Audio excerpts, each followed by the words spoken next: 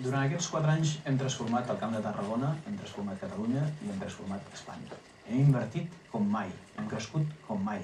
Hem invertit en infraestructures, en innovació, en recerca, en desenvolupament i sobretot hem invertit en polítiques socials. Hem tornat a pensar en les persones, les grans oblidades dels 8 anys de govern del Partit Popular del bracet de Convergència i Unió.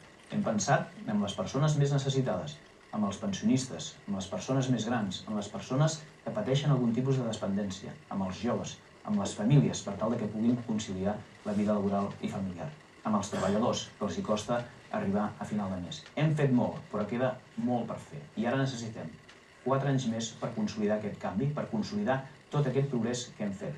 Necessitem mirar el futur amb il·lusió i amb optimisme. I el dia 9 ens hi juguem molt. O avançar molt o retrocedir molt. O guanya Zapatero o guanya Rajoy. I jo apel·lo a tot l'electorat progressista a votar l'única opció possible de fer president de govern a Zapatero, que és el Partit Socialista. El dia 10 serà massa tard per lamentar-ho si guanya Mariano Rajoy.